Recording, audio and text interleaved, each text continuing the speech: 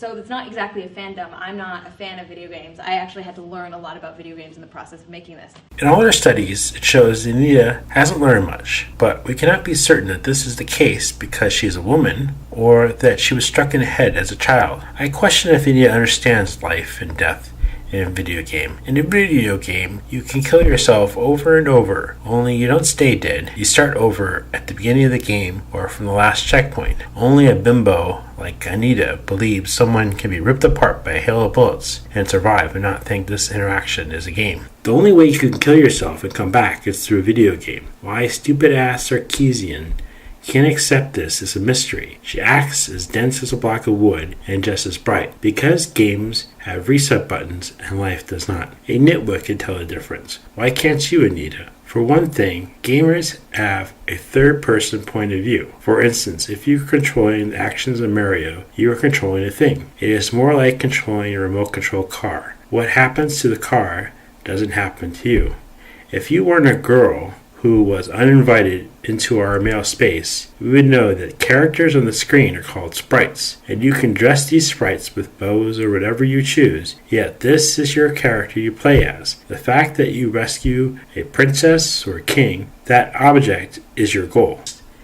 You have been completely corrupted by the dark side. Ironically, and more importantly, if you think you haven't been affected by something, then it's more likely that you're going to be affected by it. Those are your words, but the difference is you aren't slowly taking in a video game over several hours.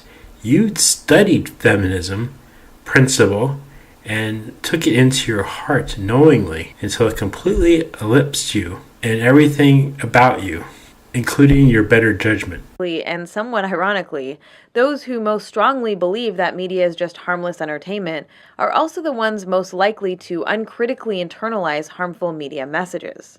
In short, the more you think you cannot be affected, the more likely you are to be affected.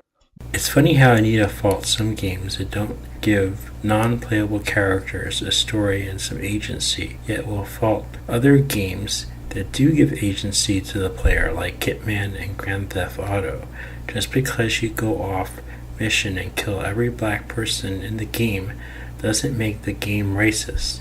That would be like blaming Microsoft Word because it was used to write hate speech, or a calculator because it was used to help build a bomb. The indefensible position that Anita takes turns her into a pretzel. The object of Hitman was not to mindlessly drag women on the floor. It is to move with stealth and not be seen in the first place. Current misogyny in the gaming world. I'll teach you! In Watch Dogs, she points out how women are murdered to give the hero a reason to chase down a bad guy. It gets worse and worse. It reinforces this idea of women as sexual objects, right? It's more like sexual idiots. Did you even play this game, Anita? I know you have the money to buy games, but did you even play this one?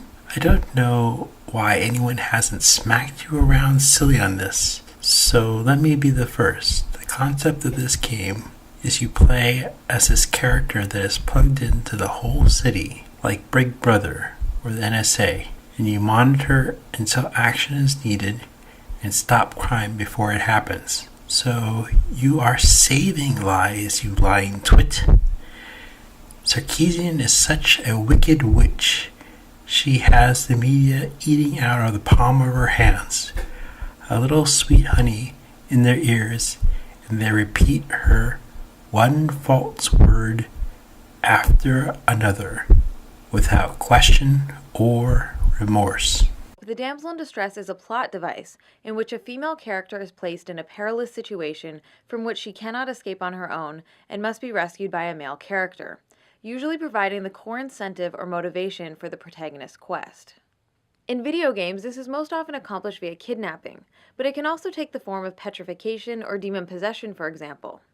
Traditionally, the woman in distress is a family member or a love interest of the hero.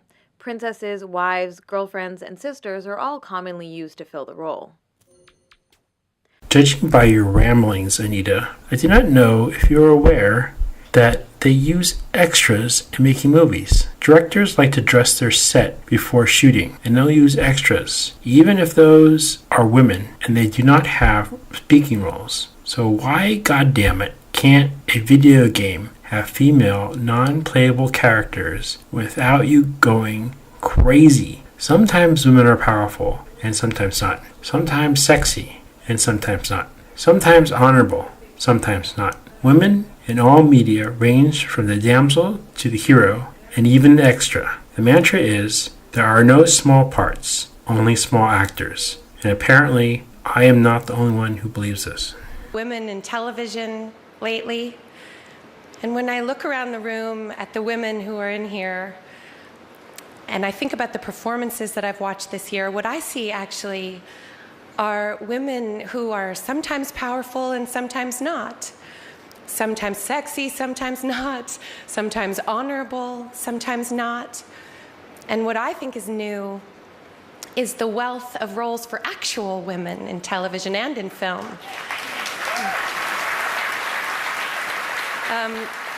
That's what I think is revolutionary and evolutionary, and it's what's turning me on.